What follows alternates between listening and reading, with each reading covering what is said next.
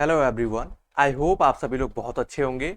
आज की इस क्लास में हम लोग बाल विकास के दूसरे चैप्टर की शुरुआत करेंगे और आज का जो टॉपिक होगा वो होगा बाल विकास की अवस्थाओं को पढ़ना, जिसमें तीन प्रमुख अवस्था हैं और इन्हीं तीन प्रमुख अवस्थाओं पे ये पूरा चैप्टर टिका हुआ है।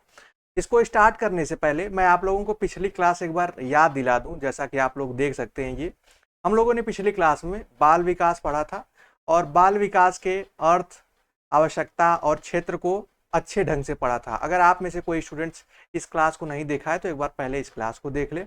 साथ ही साथ दो तीन और बातें मैं बताना चाहूँगा। एक कि आप सभी स्टूडेंट्स की क्वेरीज है कि सर पीडीएफ कब मिलेगा। तो जब हम लोग जो चैप्टर खत्म कर लेंगे उसकी पीडीएफ आप लोगों को टेलीग्राम चैनल के थ्रू प्रोवाइड करा दी जाएगी। दूसरी कि इसके अलावा चाइल्ड डेवलपमेंट के अलावा जो आपके और पेपर हैं उनकी क्लासेस टीचर एजुकेशन चैनल पे चल रही हैं। तो आपको उस चैनल का लिंक जो है डिस्क्रिप्शन में मिल जाएगा, उससे जुड़ जाइए कि जो उस पर क्लासेस जाएं उसको भी आप देख पाएँ। पीडीएफ भी आपको वहीं पे मिलेगा। ठीक है, तो चलिए हम लोग आज की इस क्लास को शुरू करते हैं। सबसे पहले हम लोगों को पढ़ना क्या है इस चैप्टर में, चैप्टर सेकेंड में।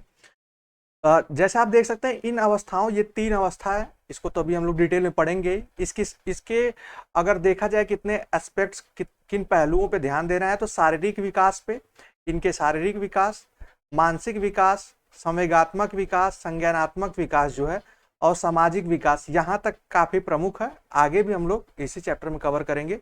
आज के इस क्लास में हम लोग शारीरिक विकास पर ज्यादा फोकस करेंगे और यही इस चैप्टर में सबसे पहले शारीरिक विकास ही दिया है।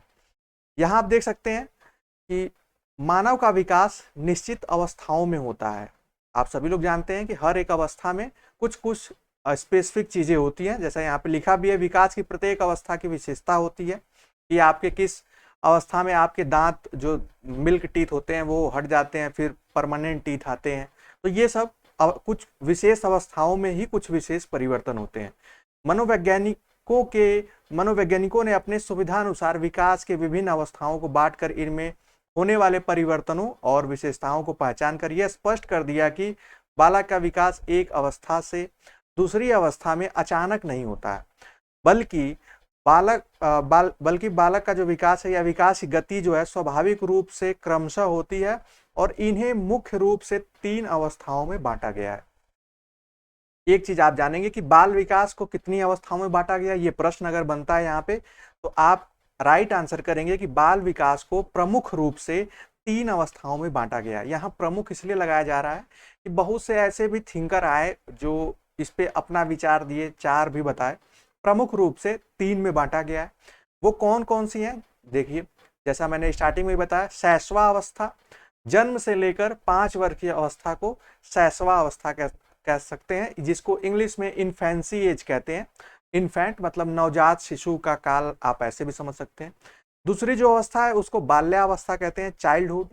ठीक है, तो बाल्यावस्था की जो अवधि होगी ये आप मोस्ट इंपॉर्टेंट है, याद रखेंगे। ये न सिर्फ आपके सेमेस्टर एग्जाम में बल्कि आप कोई भी कॉम्पिटिटिव एग्जाम देंगे वहां पे ये जरूर आपके सामने ये क्वेश्चन आएगा कि वर्ष विभाजन आएगा। कभी आप किसी और बुक में देखेंगे तो हो सकता है 5 से 11 वर्ष लिखा हो, तो आप कंफ्यूज नहीं होंगे, इसको 11-12 माना जाता है। उसके बाद किशोरावस्था जो है वो 12 से 18 के बीच मानी जाती है। तो ये खासकर इस डायग्राम को आप लोग लिख लीजिए, अपने नोट्स में भी लिखते रहेंगे तो ज्यादा बेहतर ढंग से याद होगा। अब हमें जो पढ़ना है वो पढ़ना है विभिन्न अवस्थाओं में शारीरिक विकास। ये तीन अवस्था है, इन्हीं तीन अवस्थाओं को देखिए। इसके बाद एक चौथी अवस्था होती है प्रौढ़ावस्था। प्रौढ़ावस्था का मतलब 18 से प्लस 18 प्लस के बाद की जो भी अवस्था, ये प्रौढ़ावस्था में आ गई। तो इसमें हम लोग, आप लोग जो भी लोग 18 प्लस है सभी लोग आ जाते हैं। बाकी लेकिन हमें विशेष ध्यान देना है इन तीन अवस्थाओं पे, क्योंकि यही तीन अवस्था बाल अवस्था के अंतर्गत या बाल विकास के अंतर्गत आती हैं। तो यहाँ पे हम लोग फिजिकल, आज की इस क्लास में हम लोग फिजिकल डेवलपमेंट पे ध्यान देंगे। तो सबसे पहले हम लोग जो पहली अवस्था है, ये देखिए मेन हेडिंग है आपकी, और इसमें जो छोटी हेडिंग है उसको हम लोग देख लेते हैं। शैशवा अवस्था में शारीरिक विकास। सबसे पहले जब बच्चा जन्म लेता है तो उसके अंदर क्या शारीरिक विकास होता है, जो फिजिकल चेंजेस होते हैं उसको हम लोग देखेंगे, फिजिकल डेवलपमेंट को देखेंगे। यहाँ देखिए शैशवा अवस्था जीवन की सबसे महत्वपूर्ण अवस्था है। और शिशु का शारीरिक विकास जन्म से पूर्व गर्भ अवस्था में ही प्रारंभ हो जाता है। इस समय माता के खान पान, रहन सहन, स्वास्थ्य एवं उसके संवेगात्मक संतुलन पर विशेष ध्यान देना चाहिए। जन्म के बाद शैशवा अवस्था में विकास के 2 सोपान हो जाते हैं। देखिए, जन्म से पहले यहाँ पे कुछ कुछ जो थिंकर हैं, थिंकर नहीं कहें आप, उनको मनोवैज्ञानिक कहें, मनोवैज्ञानिकों ने कहा है कि गर्भ अवस्था से ही, मतलब बच्चा जो है अपनी माँ के पेट में ही उसका विकास शुरू हो जाता है। हालांकि सही बात है कि ऐसा नहीं है कि वो पैदा होने के बाद उसके अंदर शारीरिक विकास होता है, उस गर्भ में ही शारीरिक विकास शुरू हो जाता है। तो अगर हम देखा जाए, अभी हमने देखा कि इस अवस्था को 3 भागों में बांटा गया। अब शैशवा अवस्था को मुख्यतः 2 भागों में बांटा गया। एक है जन्म से लेकर 3 वर्ष तक, और दूसरा है, ये आप इसको पॉइंट कर लें 1 और 2, दूसरा जो है वो है 3 से लेकर 5 वर्ष तक। तो ये आप ध्यान रखिएगा कि आपको शैशवा अवस्था जो है वो भी 2 भागों में विभाजित है। इसको क्यों विभाजित किया गया, इसको भी हम लोग अभी आगे देखेंगे। देखिए, अगर जब भी शारीरिक विकास में अंतर की बात आएगी तो आपकी हेडिंग सबसे पहले वेट आएगी, भार, या आप यहाँ पे ये आकार और वजन भी कह सकते हैं, ठीक है। तो आकार या भार भी कह सकते हैं, यहाँ पे दोनों लिख सकते हैं। जन्म के समय पूरी शैशवावस्था में बालक का भार बालिका से अधिक होता है। मतलब यहाँ थोड़ा सा मेल फीमेल का कंपैरिजन भी मिलेगा आपको बायोलॉजिकली, कि जो मेल होंगे, जो बच्चे होंगे, उनका भार अधिक होगा कंपैरेटिवली जो फीमेल या बच्चियां होंगी। जन्म के समय बालक का भार लगभग 7.1 पाउंड होता है। पाउंड को अगर आप सिंपल समझना चाहें तो 1 पाउंड में आधा केजी होता है, ठीक है, 1/2 केजी सिंपल समझने के लिए। तो ये मान लीजिए बालक का 3.5 और बालिका का लगभग 3 केजी का ये अंतर आता है कि बालक है तो उसमें और बालिका में। लेकिन ये एक जनरल है, ऐसा नहीं है कि सब पे अप्लाई होता है। एक और चीज, हम लोग जब ये क्लास पढ़ रहे होंगे तो आपके घर में अगर कोई भी बच्चा हो, क्योंकि हम सभी लोग इसी स्टेज से गुजरे हैं, कोई भी बच्चा अगर आप उसको ध्यान में रख के इन चीजों को समझेंगे तो वो आपके सामने, मतलब एक प्रैक्टिकल आप देख भी पाएंगे कि अच्छा हाँ, हमारे घर में एक छोटा बच्चा है जो अभी बढ़ रहा है, इतने साल का है, तो उससे रिलेटेड सारी चीजें आप एज्यूम करके समझ भी पाएंगे। देखिए, आगे लिखा है कि पहले 6 माह में शिशु का भार दुगुना और 1 वर्ष में 3 गुना हो जाता है। मतलब 6 माह में ये वजन अगर 3.5 है तो ये 7 केजी हो जाएगा, और 3 गुना अगर आप देखेंगे तो ये लगभग 10 से प्लस हो जाएगा, 10 केजी हो जाएगा। तो ये अंतर आता है, और इसीलिए हम इस जो टॉपिक का नाम है वो है शारीरिक विकास, फिजिकल डेवलपमेंट। लंबाई में भी अंतर आएगा। शैशवा अवस्था में 3 वर्ष तक बालक का विकास अत्यंत तीव्र होता है, इसीलिए इसको जो जन्म से लेकर 3 वर्ष तक है उसको अलग, और 3 से 5 अलग बांटा गया है कि जो जन्म से लेकर 3 वर्ष के बीच में जो विकास है वो सबसे अधिक होता है, तीव्र गति से होता है। जन्म से जो शिशु की लंबाई है, बच्चे की लंबाई है, वो औसत रूप से 50 सेंटीमीटर होती है, और प्रथम वर्ष के अंत में वो 67 से लेकर 70 सेमी, और दूसरे वर्ष के अंत में 77 सेमी से लेकर 82 सेमी तक होती है। सिंपली आप ये समझे कि ये आपको आंकड़ा नहीं लिखना है, डेटा नहीं लिखना है, क्योंकि ये बिल्कुल एग्जैक्ट नहीं है, वो थोड़ा वेरी करता है। और तथा 6 वर्ष तक लगभग 100 सेंटीमीटर, मतलब 1 मीटर से लंबा हो जाता है। ये मीटर में दिया गया है, यूजुअली हम लोग जो है वो फीट में ही और इंचेस में मापते हैं, तो ये जरूरी नहीं है कि आप भी सेमी में ही लिखें। तो देखिए, भार बढ़ता है इस अवस्था में, लंबाई बढ़ती है। उसके बाद तीसरा जो पॉइंट है वो है सिर और मस्तिष्क, हेड और ब्रेन। देखिए, इसमें अंतर होता है। हेड मतलब फिजिकल स्ट्रक्चर है, ब्रेन जो है इंटरनल स्ट्रक्चर है, उसको बस बेसिकली ये डिवीजन आप समझ लीजिए। नवजात शिशु की सिर की लंबाई जो है उसके शरीर के कुल लंबाई का 1/4 होता है। ये भी क्वेश्चन अच्छा है कि अगर आपके एग्जाम में पूछा जाए कि नवजात शिशु के सिर की लंबाई उसके कुल शरीर से कितने बटे में पूछ ले या परसेंट में पूछ ले तो कितनी होती है, तो 25% होती है। अगर परसेंट में कहा जाए 25, फ्रैक्शन में कहा जाएगा तो 1/4 आप कहेंगे। पहले 2 वर्ष में जो सिर होता है वो बहुत ही तीव्र गति से बढ़ता है, तथा उसका भार शरीर के भार के अनुपात से अधिक होता है। मतलब स्टार्टिंग में जो है, प्रथम यहाँ पे लिखा है, प्रथम जो 2 वर्ष में सबसे तेजी से सिर बढ़ता है, सिर का आकार तेजी से बढ़ता है। इंटरनली भी चेंजेज आते हैं, जो मस्तिष्क है उसमें भी चेंजेज आते हैं। उसको हम लोग आगे मानसिक विकास में पढ़ेंगे। इसलिए यहाँ पे सिर्फ फिजिकल डेवलपमेंट पे हम लोग फोकस कर रहे हैं। हड्डियों का, बोन्स में नवजात शिशु की हड्डियां छोटी और संख्या में 206 होती हैं। पैदा होते समय हड्डियां ज्यादा होती हैं, फिर जुड़ जाती हैं। ये अगर आप लोग थोड़ा बायोलॉजी पढ़े होंगे तो उसमें समझ पाएंगे। संपूर्ण शैशवावस्था में छोटी कोमल लचीली होती हैं और हड्डियां कैल्शियम, फास्फोरस एवं अन्य खनिज लवणों की सहायता से मजबूत होती हैं। ये भी आप सभी लोग जानेंगे, कैल्शियम और फास्फोरस ये दो ऐसे तत्व हैं जो हड्डियों को मजबूत करते हैं। और इन आयु में शिशुओं के भोजन के इन लवणों की अधिकता होनी चाहिए, मतलब ये बचपन में ही उनको ये चीजें खिलाई और पिलाई जाती हैं कि उनकी हड्डियां मजबूत हों। फिर वही मांसपेशियों की बात की जाए तो शिशु की मांसपेशियों का भार उसके शरीर के कुल भाग का 23% होता है, जो धीरे धीरे बढ़ता चलता है। भुजाओं का विकास तीव्र गति से होता है, इसमें जो मसल्स हैं उसका होगा। और प्रथम 2 वर्ष में भुजाएं दुगनी और टांगे जो हैं 1.5 गुनी हो जाती हैं। अगर उनको कंपैरेटिवली देखा जाए तो बच्चों के 2 वर्ष में, मतलब जन्म से लेकर 2 वर्ष में देखा जाए तो उनके जो भुजाएं होंगी, हैंड होगा जो, वो दुगना आपको बढ़ा हुआ दिखेगा। और पैर जो होंगे वो 1.5 गुना 1.5 गुना टाइम्स वो बढ़ा हुआ दिखता है। और 6 वर्ष की आयु तक मांसपेशियों में लचीलापन होता है। आप बच्चों को उठाएंगे तो देखेंगे कि उनमें फ्लेक्सिबिलिटी बहुत ज्यादा होती है उनके बॉडी में, और ये 6 वर्ष तक होती है। 6 वर्ष के बाद वो फ्लेक्सिबिलिटी रिजिडिटी में बदल जाती है, वो फिर सख्त और मजबूत टाइप का होने लगता है। तो ये ध्यान दीजिएगा। अगला है अन्य जो ऑर्गन्स हैं, जैसे 6 माह में दूध के दांत निकलने प्रारंभ हो जाते हैं। ये भी काफ़ी इंपॉर्टेंट है। बहुत से स्टूडेंट्स और आप में से सभी लोग जानते भी होंगे कि स्टार्टिंग के 6 माह में ही जो दांत हैं, जिसको आप मिल्क टीथ, दूध के दांत कहते हैं, वो निकलना प्रारंभ हो जाते हैं।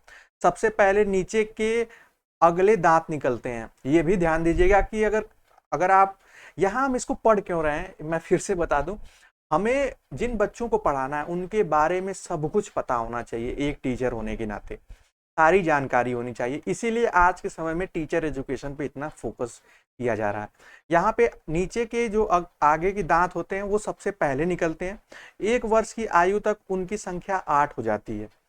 ये कहीं आपको नहीं मिलेगा। यहाँ पे स्टेप बाय स्टेप है कि किस तरीके से फिजिकल डेवलपमेंट उनका हो रहा है। लगभग 4 वर्ष की आयु तक दूध के सभी दांत निकल आते हैं। जो मिल्क टीथ हैं वो 4 वर्ष तक निकल आते हैं, जिनकी शुरुआत हुई रहती है 6 माह से, 6 मंथ से स्टार्ट हुई रहती है, और 4 साल लगते हैं वो सभी दांतों के मिल्क टीथ को आने में। नवजात शिशु के सिर की नवजात शिशु का सिर जो है शरीर की अपेक्षा बड़ा होता है। जन्म के समय यहाँ पे आप देख सकते हैं कि लिखा है कि हृदय की धड़कन कभी तेज वो कभी धीमी होती है। जैसे जैसे हृदय बड़ा होता है उसमें स्थिरता आ जाती है। ये आप सभी लोग जानते हैं कि इसमें जो बच्चे जब जन्म लेते हैं तो उनकी जो हार्ट बीट रेट होता है वो बहुत ज़्यादा होता है। वो अभी 72 के मतलब कंपैरेटिवली वो 100 तक होता है, 90 96 होता है। फिर धीरे धीरे जैसे जैसे उनका विकास होता जाता है, मतलब जब उनके लंग्स और उनका हार्ट जब थोड़ा डेवलप होता है तो वो आकर तब स्थिर होता है, मतलब 75 75 टू 80 के बीच में आता है, फिर बाद में 72 होता है। यहाँ एक इंपॉर्टेंट चीज है, ये आप लोगों को समझना है कि बाकी शिशु के आंतरिक अंगों का भी विकास होता है, जिसमें पाचन अंग, फेफड़ा, स्नायु मंडल, रक्त संचार, जनन अंग और ग्रंथियों का।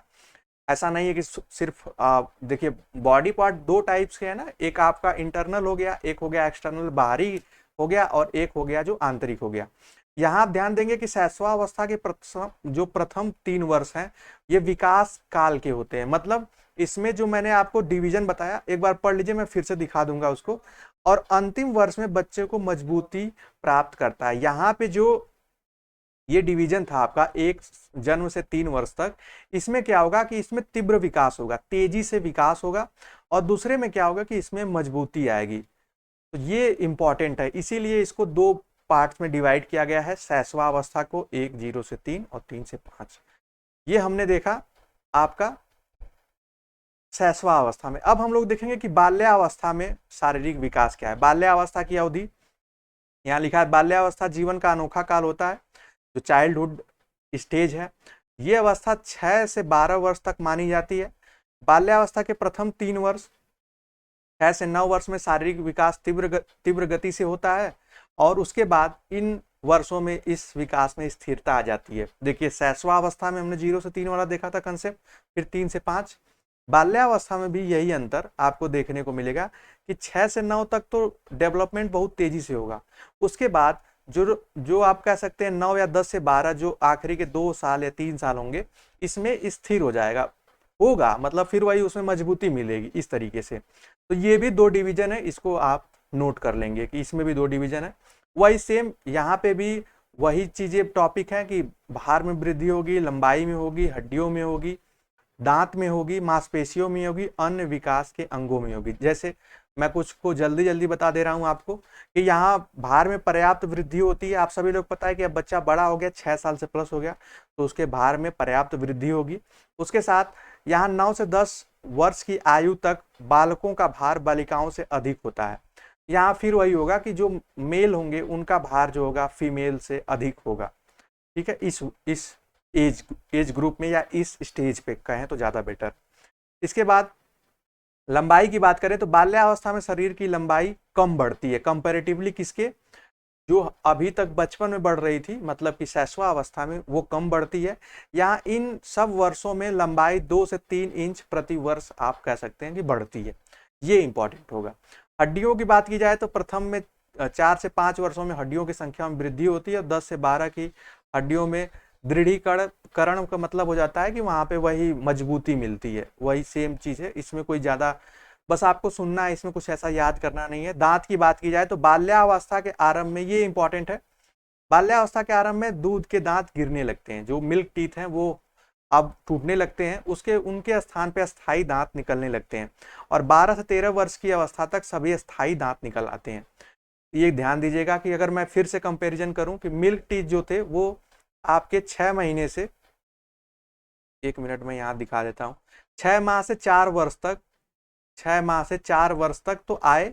अब उन इतने में तो वो आए, फिर अब वो टूटने लगते हैं। कब से लेकर आप यहाँ देख सकते हैं कि यहाँ लिखा है कि इस अवस्था में, मतलब आप मान लीजिए 7 वर्ष, 7 से लेकर लगभग 11 वर्ष में ये सभी दांत आप टूटने लगेंगे। फिर उसके बाद 12 से 13 वर्ष के बीच में ये सभी दांत फिर से आ जाएंगे जो परमानेंट टीथ होंगे।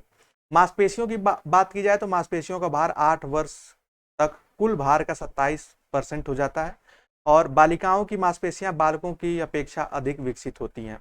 यहाँ पे यह भी है कि बालिकाओं की मांसपेशियां जो होती हैं बालकों की अपेक्षा अधिक विकसित होती हैं। बाकी उसके बाद इसमें जो अदर जो ऑर्गन है वो भी डेवलप करते हैं, जो कि हमने पढ़ा, और इसमें कोई अलग से अंतर नहीं है। उसके बाद जो अंतिम स्टेज है, किशोरावस्था में शारीरिक विकास क्या होगा। किशोरावस्था का मतलब जैसे मैंने बताया कि 12 से 18 वर्ष की आयु, इसके बीच में अब हम लोग देखेंगे। किशोरावस्था जीवन के सबसे कठिन काल है। ये परिवर्तन की अवस्था कहलाती है क्योंकि इसमें अब यहाँ पे जाकर अब हमें ढेर सारे चेंजेस देखने को मिलेंगे। अब सिर्फ फिजिकल चेंजेस और मेंटल ग्रोथ ही नहीं, अब उसमें संज्ञानात्मक, सामाजिक, भाषाई, सृजनात्मक परिवर्तन देखने को मिलते हैं। किशोरावस्था में बालक तथा बालिका का विकास तीव्र गति से होता है और बालकों में तीव्रतम वृद्धि का समय जो होता है वो 14 वर्ष की आयु तथा बालिकाओं में 11 से 18 वर्ष की आयु होती है।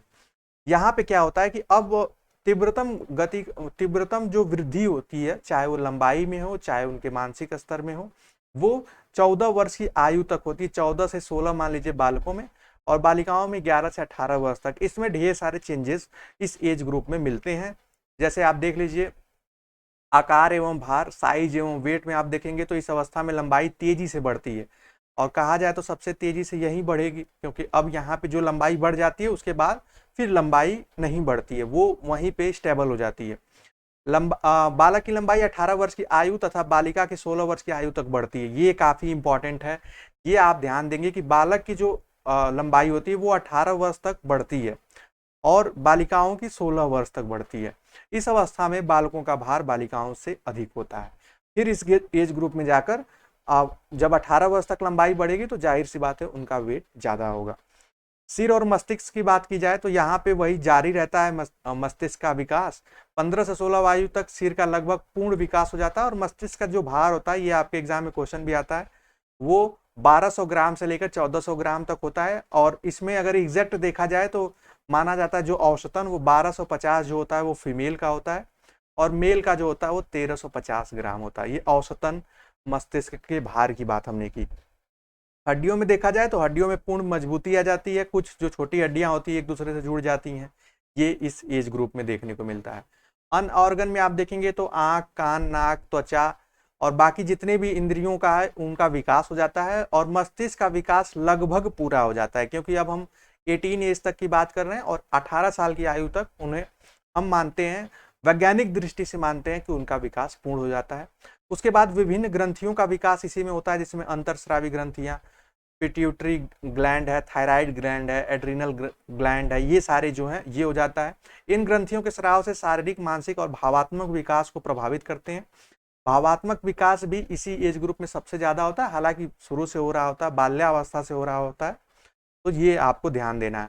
अब इसमें जो इंपॉर्टेंट है, अगर आप यहाँ देखना चाहें, किशोर और किशोरियों की शिक्षा देते समय ये भी शारीरिक अभिवृद्धि और परिवर्तन को ध्यान में रखना चाहिए हमें। अगर आप टीचर हैं तो आप अपने को आज से टीचर मान लीजिए, मैं एक बार फिर से बता दूं, आप मान लेंगे। और इसमें अभिवृद्धि क्या होती है, ग्रोथ और डेवलपमेंट में क्या अंतर है, ये हम लोग किसी और क्लास में पढ़ लेंगे। सीधे से ये जान लीजिए कि डेवलपमेंट का मतलब होता है कि उसके गुण में परिवर्तन और गुण में वृद्धि, और जो आपका ग्रोथ होती है वो संख्या में वृद्धि होती है, जैसे लंबाई बढ़ गई जिसको मापा जा सके। किशोरावस्था जो है जीवन का वो समय है जब हड्डियां बड़ी शीघ्र से बढ़ती हैं और विकास होता है, अतः स्वास्थ्य का विशेष ध्यान देना चाहिए, उसके अनुकूल ही उचित शारीरिक शिक्षा व्यवस्था करानी चाहिए। इसी ग्रुप में किशोरावस्था में ही ढेर सारे गेम्स हम लोग खेलते हैं, खेले भी हैं।